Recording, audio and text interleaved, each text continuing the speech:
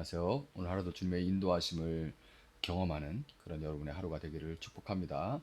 오늘 본문은 이사야 17장, 이어서 18장 말씀입니다.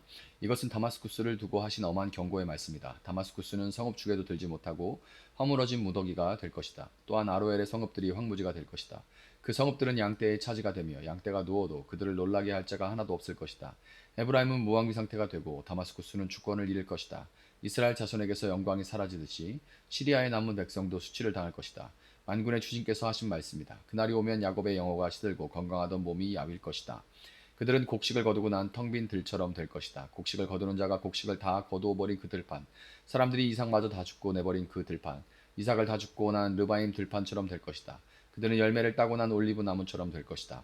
마치 올리브 나무를 흔들 때에 가장 높은 가지에 있는 두세 개의 열매나 부성한 나무의 가장 먼 가지에 남은 다섯 개의 열매와 같이 될 것이다. 주 이스라엘의 하나님께서 하신 말씀이다. 그날이 오면 사람들은 자기들을 지으신 분에게 눈길을 돌리고 이스라엘의 거룩하신 분을 바라볼 것이다. 자기들의 손으로 만든 제단들은 거들떠보지도 않고 자기들의 손가락으로 만든 아세라 상들과 태양 신상은 생각도 하지 않을 것이다. 그날이 오면 그 견고한 성읍들이 폐허가 될 것이다. 마치 이스라엘 자손 앞에서 도망친 히위족과 아몰리족의 성읍들처럼 황폐하게 될 것이다. 이스라엘아, 네가 하나님 너의 구원자를 잊어버리고 네가 피할 견고한 반석을 기억하지 않고 이방신을 섬기려고 이방의 묘목으로 신성한 동산을 만들었구나. 나무를 심는 그날로 내가 울타리를 두르고 그 다음날 아침에 내가 심은 씨에서 싹이 났다 하여도 네가 그것을 거두어들일 무렵에는 흉작이 되어 너의 슬픔이 클 것이다. 가련하다 저 많은 민족의 요란한 소리가 마치 바다의 파도 치는 소리처럼 요란하고 많은 백성들이 몰려오는 소리가 마치 거대한 물결이 밀려오는 소리 같구나. 비록 많은 백성이 거대한 물결이 밀려오는 것 같이 소리를 내어도 주님께서 그들을 꾸짖으시리니 그들이 멀리 도망칠 것이다. 그들은 산에서 바람에 흩어지는 겨와 같고 폭풍 앞에 흩날리는 티끌과 같을 것이다. 그들이 저녁 때에 두려운 일을 당하고 아침이 오기 전에 사라질 것이니 이것이 바로 우리를 노력한 자가 받을 몫이고 우리를 약탈한 자가 받을 마땅한 값이다. 에티오피아의 강 건너편 벌레들이 날개치는 소리가 나는 땅에 재앙이 닥칠 것이다. 그들이 갈대 배를 물에 띄우고 뱃길로 사절단을 보낸다. 너희 민첩한 사절들아 가거라. 강물이 여러 갈래로 나뉘어 흐르는 땅으로 가거라. 거기에 사는 민족 곧 키가 매우 크고 근육이 매끄러운 백성 멀리서도 두려움을 주고 적을 짓밟는 강대국 백성에게로 가거라. 이 세상 사람들아 땅에 사는 주민들아 산 위에 깃발이 세워지면 너희가 보게 되고 또 나팔 소리가 나면 너희가 듣게 될 것이다. 주님께서 나에게 이렇게 말씀하신다. 내가 나의 처소에서 조용히 내려다보겠다. 추수철 더운 밤에 이슬이 조용히 내려앉듯이 한여름 폭염 속에서 떼약볕이 고요히 내리쬐듯이 곡식을 거두기 전에 꽃이 지고 신포도가 연글 때에 주님께서 연한 가지들을 낫으로 자르시고 뻗은 가지들을 찍어버리실 것이다. 산의 독수리들과 땅의 짐승들이 배불리 먹도록 그것들을 버려두실 것이니 독수리가 그것으로 여름을 나고 땅의 모든 짐승이 그것으로 겨울을 날 것이다. 그때 만군의 주님께서 예물을 받으실 것이다. 강물이 여러 갈래로 나뉘어 흐르는 땅, 거기에 사는 민족, 곧 키가 매우 크고 근육이 매끄러운 백성, 거기서도 두려움을 주고 적을 짓밟는 강대국 백성이 만군의 주님께 드릴 예물을 가지고 만군의 주님의 이름으로 일컫는 곳 시온산으로 돌아올 것이다. 아멘. 자, 오늘 이 본문은 스케일이 굉장히 커요. 무려 이 짧은 본문 이제 17장, 18장 두 장 안에 세 민족이 등장을 합니다. 그것도 민족들도 작은 민족들이 아니죠.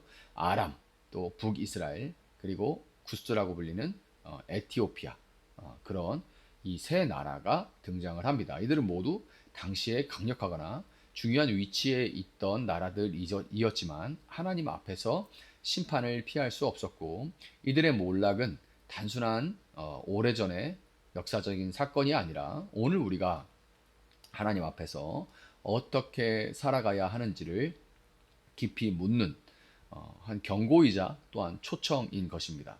아람은 수도 다마스커스를 중심으로 한 지금의 시리아예요.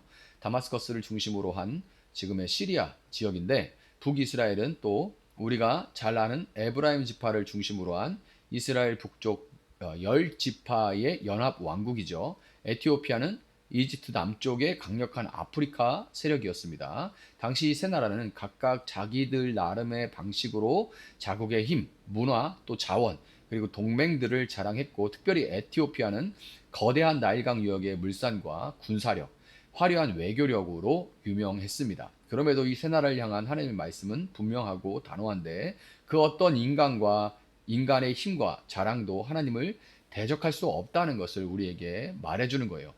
이사야 17장 4절에서 하나님은 북이스라엘에 대해서 그날이 오면 야곱의 영화가 시들고 건강하던 몸이 야윌 것이다 라고 말씀하십니다. 스스로의 경제력, 외교, 또 자기 방식의 신앙을 자랑하며 형제국이었던 남유다를 괴롭혔던 북이스라엘의 자랑은 다 사라지고 아름답던 것들은 쇠하게 될 것이라는 말입니다. 에티오피아 역시 18장 2절에서 갈대배를 물에 띄우고 백길로 사절단을 보내는 민족이다 이렇게 표현이 되죠. 강력한 외교력을 지닌 문화 선진국이라는 것을 보여주는데 그럼에도 불구하고 하나님 앞에서는 우람하고 준수한 이 민족이 결국 5절 6절과 같이 수확되지 못한 포도처럼 버려지게 되고 하나님의 때에 심판을 피할 수 없게 됩니다. 자랑하던 것들이 무너져 갈 때 인간은 얼마나 무력한 존재인지가 철저하게 드러나는 것입니다. 본문 10절은 이 모든 심판의 이유를 정확하게 짚어주고 있습니다. 네가 하나님 너의 구원자를 잊어버리고 네가 피할 견고한 반석을 기억하지 않고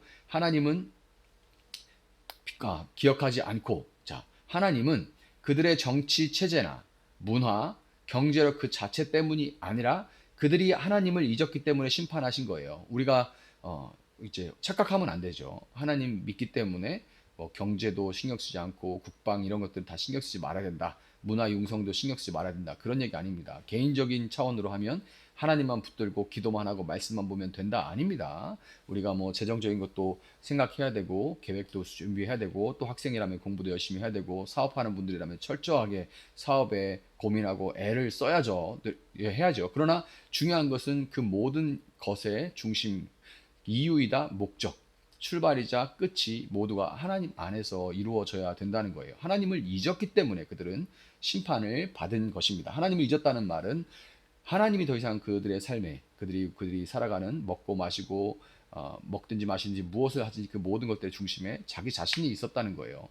구원의 하나님을 잊어버리고 능력의 반석 대신 또 다른 것들을 의지했기 때문에 그들이 자랑하던 것들이 다 무너져 버리고 말았던 겁니다. 여러분 우리가 마음과 목숨과 뜻과 힘을 다해서 하나님을 사랑하지 않으면 우리 마음의 자리는 어느새 다른 것들로 채워져 버리고 맙니다. 마음과 목숨과 뜻과 하나님 힘을 다해서 하나님을 사랑하지 않으면 다른 것들을 우리는 계속해서 사랑하게 돼요. 그리고 하나님 대신 내 마음을 채우는 그런 것들은 결국 우상과 교만과 죄, 심판으로 이어져 버리게 됩니다. 우리가 사랑하는 것들은 우리를 죄로 이끌어갑니다.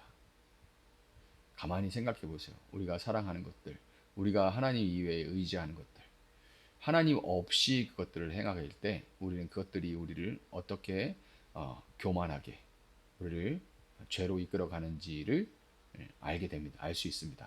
심판은 단순한 하나님의 분노의 표현이 아니라 하나님 없는 삶의 당연한 결과입니다. 그럼에도 불구하고 새 나라를 향한 이 거대한 심판의 와중에도 하나님은 긍휼을 잊지 않으시고 남은 자를 향한 구원의 소망을 놓지 않으십니다. 17장 7절에 그날이 오면 사람들은 자기들을 지으신 분에게 눈길을 돌리고 이스라엘의 거룩하신 분을 바라볼 것이다. 아멘. 이렇게 기록되어 있죠. 하나님이 원하시는 것은 결코 완전한 멸망, 진멸 그 자체가 아닙니다. 하나님이 진정으로 원하시는 것은 언제나 계속해서 심판 메시지에 반복이 되고 있어요. 심판 그 자체가 목적이 아니라 심판을 통해서 마음을 돌이키고 하나님을 다시 바라보도록 하는 것, 그것이 언제나 심판의 이유이고 목적이고 하나님은 심판 자체를 즐거워하지 않으십니다. 이사야 18장의 마지막 절 18장 7절에는 놀라운 말씀이 나옵니다. 그때 만군의 주님께서 예물을 받으실 것이다. 강물이 여러 갈래로 나뉘어 흐르는 땅, 거기에 사는 민족, 곧 키가 매우 크고 근육이 매끄러운 백성, 멀리서도 두려움을 주고 적을 짓밟는 강대국 백성이 만군의 주님께 드릴 예물을 가지고 만군의 주님의 이름으로 일컫는 곳 시온산으로 올 것이다. 아멘. 심판을 받은 에티오피아 가운데서도 하나님께 돌아오는 자들이 있다라는 말씀이에요. 모든 민족 가운데 하나님은 회복의 사람들을 일으키십니다. 하나님은 치시지만 여전히 회개의 기회를 열어주시는 분이고 그 남은 자를 향한 은혜는 오늘을 사는 우리에게도 여전히 열려 있습니다. 우리는 오늘 본문을 통해 분명히 깨달을 수 있어요. 하나님을 잊으면 그 자리는 반드시 다른 것으로 채워지게 됩니다. 하나님을 잊으면 그 자리는 반드시 다른 것으로 채워지게 됩니다. 작물을 가꾸지 않으면 그 자리는 잡초가 채우게 마련인 거예요. 내 삶을 지탱할 지팡이처럼 몸을 맡기지만 그것이 갈대 지팡이, 힘을 실으면 바로 부러지는 갈대 지팡이라는 사실을 깨닫게 되는 것은 언제나 결국 시간 문제일 뿐인 것입니다. 하나님을 바라보는 자, 마음을 돌이켜 다시 그분을 사랑하는 자는 그분의 자비와 구원을 경험하게 됩니다. 오늘 우리는 무엇을 의지하고 있습니까? 우리의 마음은 무엇으로 채워져 있습니까? 하나님께 마음을 돌리고 마음과 목숨과 뜻과 힘을 다해서 그분만을 사랑할 수 있기를 바랍니다. 그리하여 마지막 때에 심판의 혼란 가운데서도 남은 자로서 하나님의 구원의 역사에 동참하는 복된 그런 삶을 살아갈 수 있는 여러분들 될 수 있기를 예수님의 이름으로 축복합니다. 잠시 기도하겠습니다. 사랑하시는 주님 감사합니다. 세상의 사람들은 행복을 추구하며 살아갑니다. 쾌락과 권세와 또한 돈과 명예를 행복의 조건들로 이것들이 있으면 행복할 수 있을 거라고 생각하면서 그것을 쫓아갑니다. 그것들은 다 좋은 것입니다. 그것들이 있으면 기쁘고 즐거울 수 있습니다.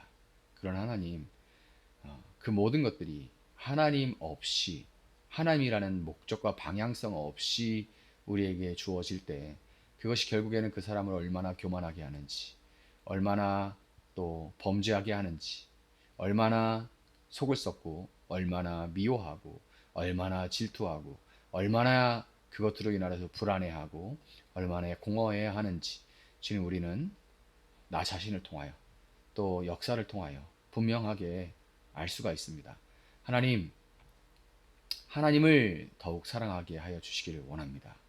하나님을 사랑할 때 세상의 조건들이라 하는 것들이 방향을 잡고 목적을 잡고 자기 자리를 잡아갈 수 있도록 주님 도와주시기 원합니다. 조금 부족할 수도 있고 부족하면 부족한 대로 감사하고 있으면 있는 대로 감사하고 나눌 수 있는 저희들 될 수 있도록 주님 도와주셔서 하나님을 사랑함으로 우리 안에 마음과 목숨과 뜻과 힘을 다해 사랑함으로 우리 안에 세상의 잡초가 자라지 않도록 주님 도와주시고 하나님만을 사랑함으로 우리가 참된 평안과 안식을 누리며 살아갈 수 있도록 주님 도와주시길 원합니다. 이런저런 어려움을 겪습니다. 관계의 문제, 이런저런 문제들을 겪습니다. 그 문제의 근원에 무엇이 있는지를 오늘 우리가 다시금 생각할 수 있게 하시고 하나님을 모셔 우리 마음 가운데 두고 우리가 우리의 방향성이 어긋나지 않은지를 돌아볼 수 있도록 주님 도와주셔서 어긋나 있고 하나님의 징계 가운데 있는 것으로부터 우리가 속히 돌이켜 다시금 주님 안에 거할 수 있도록 주님과 동행할 수 있도록 주님 우리와 함께하여 주시옵소서. 감사하며 예수님의 이름으로 기도합니다. 아멘. 오늘 주신 말씀 붙들고 계속해서 기도합니다.